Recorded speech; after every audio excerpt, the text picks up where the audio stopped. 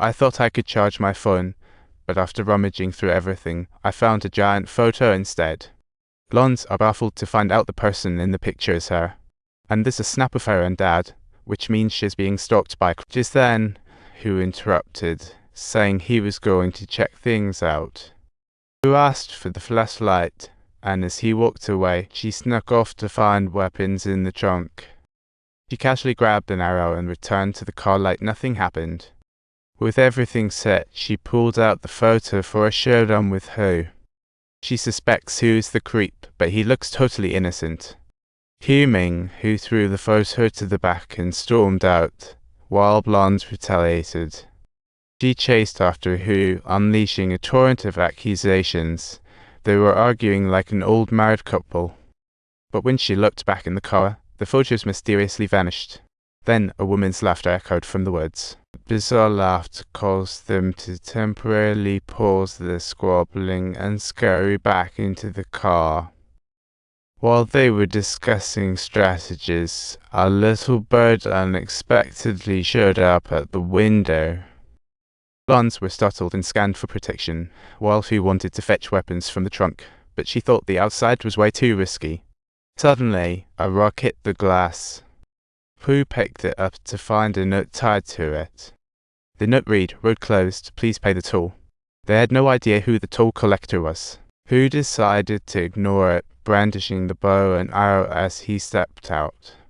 Then, Blonde informed the old lady of the weird happenings, hoping for her help. The old lady said she couldn't help because they weren't really in the same space. Subtitles. The blonde woman urged her to speak directly, but as soon as the old lady opened her mouth, the blonde woman immediately thought she was a charlatan. However, Blonde still wanted her to call for help, which the lady brushed off. The old lady only warned them to be careful not to be seen by the toll collector. Otherwise, you'll start seeing things. After saying that, she left, and they got back in the car. Blonde suspected the old gal was in cahoots with the baddies, but they resolved to stop being sitting ducks. So they bravely ventured into the woods, thinking perhaps the escape lay ahead. As they were walking, suddenly a shadow drifted by behind them. They turned around to find a phonograph playing wedding music with an invitation card beside it. It read, "You're invited to Dylan and Mary's wedding," and the names were those of Blonde's parents. This was indeed bizarre, but curiosity still conquered their fears.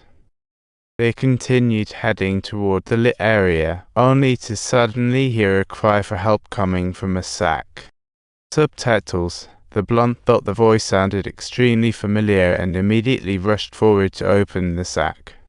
To her great shock, it was her father tied up inside. Blonde asked who tied him up, but he just warned her to stay away from Who. He said who was involved, then suddenly, poof, Dad was gone.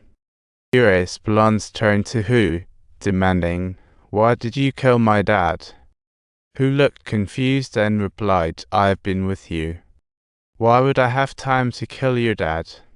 Soon, he realized it was an illusion. Blonde turned back to find the body had vanished. She couldn't quite wrap her mind around what had just occurred. But when she turned again, Who spotted someone behind him, almost making him jump out of his skin. He bolted, but his physical attack seemed useless against anything.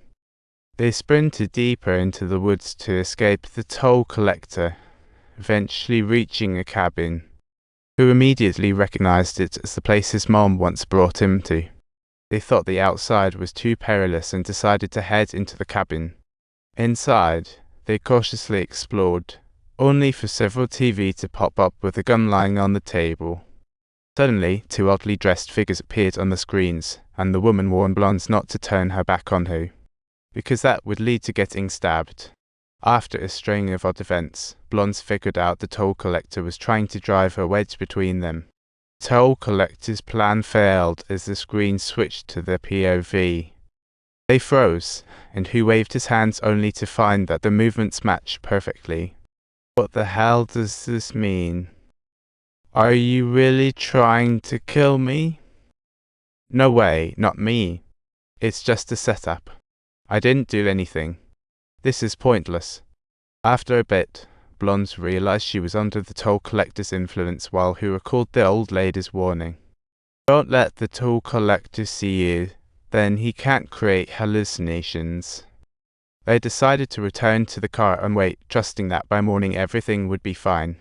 They carefully prepared to leave. Suddenly, two masked figures appeared before them, along with a freshly lit campfire. One stood up and removed his mask, leaving Hu in shock. It was his mother. Hu found it unbelievable as his mother had committed suicide by taking drugs long before.